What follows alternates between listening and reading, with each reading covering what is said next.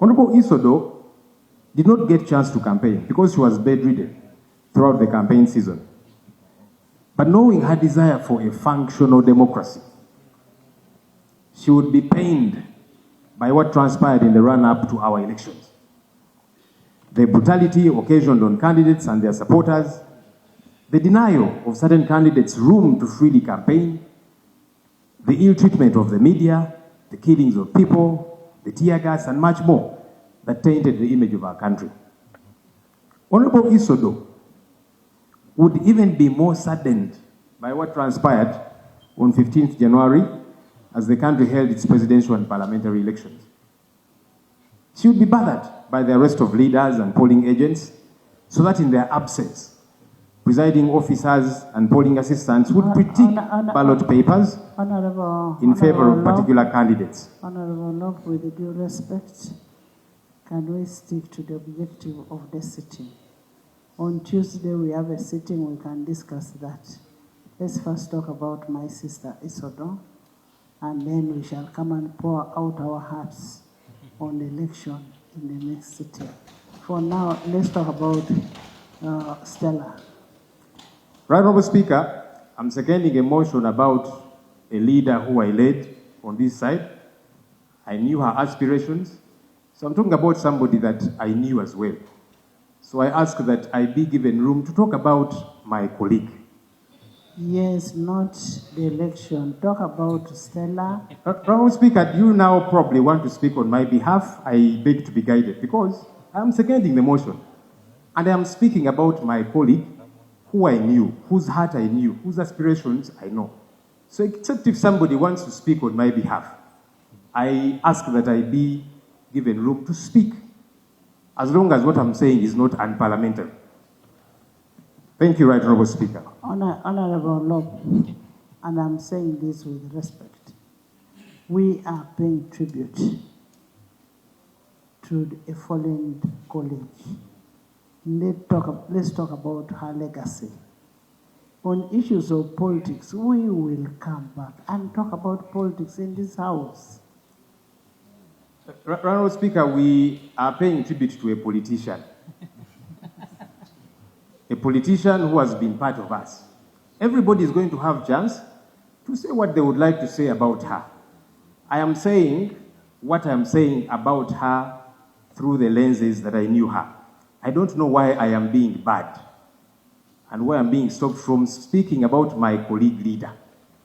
This is the tribute that I'm paying to the honorable colleague who is lying here, who was a member of parliament on the opposition side that I lead, somebody that I knew, whose politics I knew, whose heart and aspirations I knew. Please allow me to pay tribute to my honorable colleague. Thank you, Right Honorable Speaker. Right Honorable Speaker. Honorable Isodo, who is lying here today, who I am seconding a motion paying tribute to her, would be aggrieved. She would be aggrieved by the fear that has replaced confidence in the ballot, to the extent that a presidential candidate, the Honorable Kyagulanyi Ssentamu Roberts' house, is surrounded by the military, and the Chief of Defense Forces, Muhoozi Kainerugaba, says he's looking for him to kill him. Honorable Isodo knew that transparency is not a favor. It's a constitutional duty, a foundation of public trust.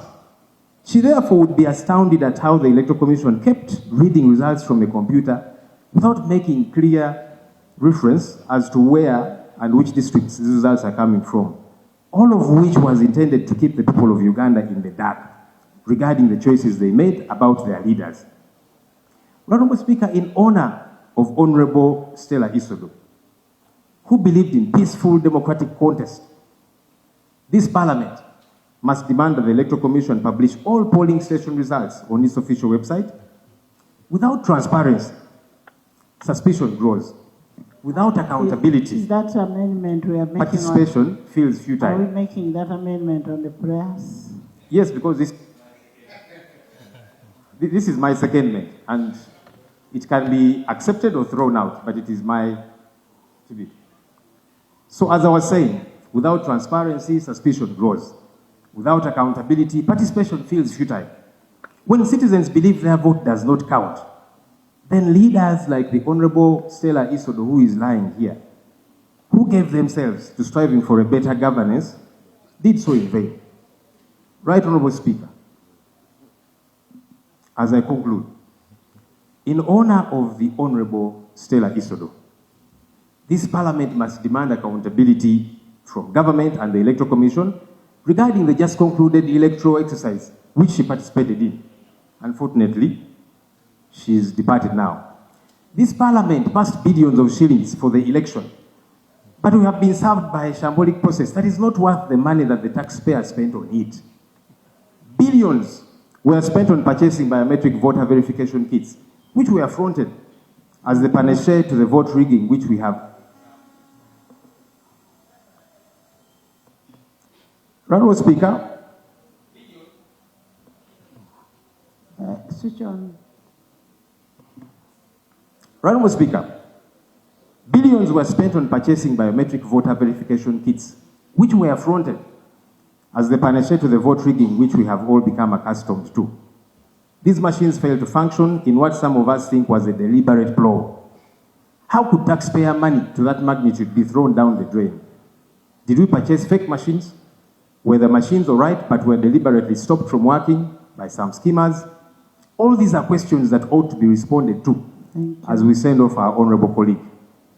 So I second this motion with the solemn hope that Parliament will honor her memory, not merely with words, but with action, by defending democracy and insisting on transparency and restoring dignity to political participation in our country, Uganda. I beg to submit. Thank you. As somebody who loves